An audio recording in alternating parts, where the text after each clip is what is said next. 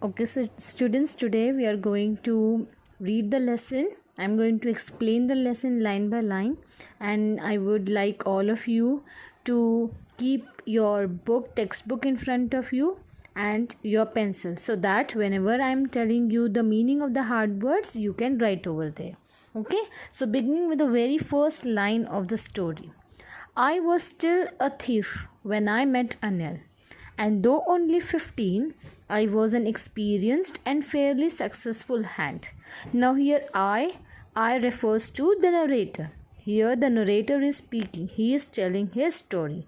So he is telling that I was just 15-year-old when I met Anil, and I was still a thief. He was an very experienced, very professional in robbing things and fairly successful hand. Fairly means enough.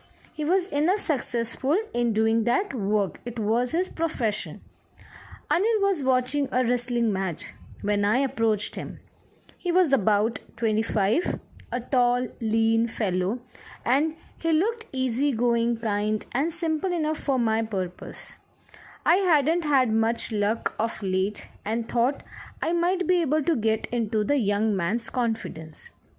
Now, here, what the narrator is telling that when he when he went near Anil, what Anil was doing, he was watching a wrestling match. And Anil, now what is the character of the Anil? That he was just 25-year-old. He was a tall, lean. He was very thin fellow, and he looked easygoing. He was a very calm, relaxed person, kind and simple enough for my purpose.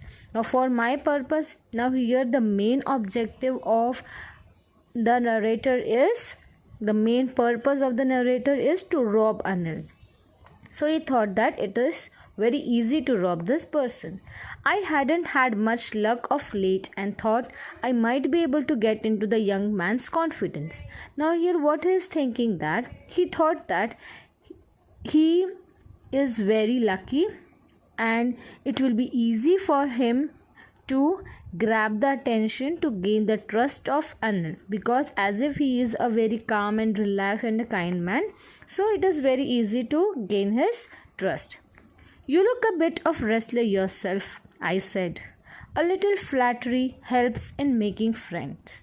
Now here, when the narrator went near Anil, what he said that you look a bit of wrestler yourself, I said.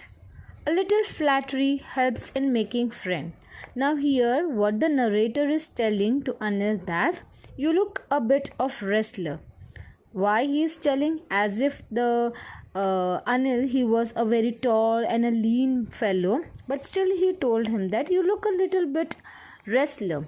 Why? Because he want to grab his attention, he want to gain his trust, he want to be with him so that he can fulfill his purpose, his main objective. A little flattery helps in making friend. Flattery, he started saying all the false praises to him so that he would like him and he would keep him with him.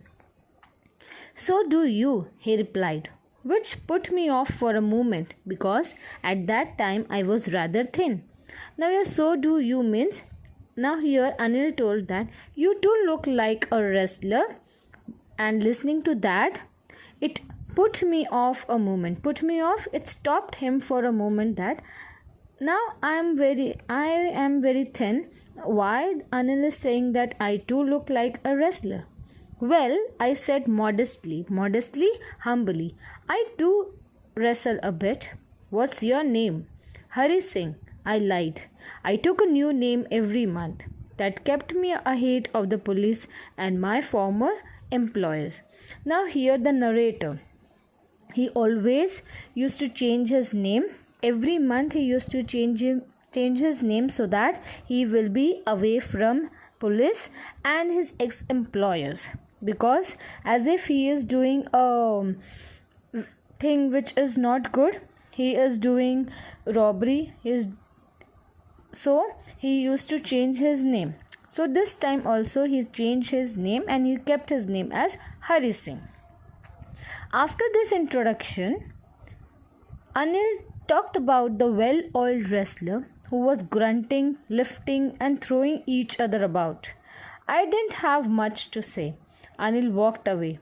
I followed casually. Grunting means he was giving a very roaring sound, and what he did, he was looking that wrestling match in which a very oiled, rich, a very strong man, what he was doing, he was making the grunting noise, he was lifting and throwing the person from here and there, and he didn't said anything, but he followed Anil very casually in a very informal way. For some purposely he followed his way. Hello again, he said. I gave him my most appealing smile.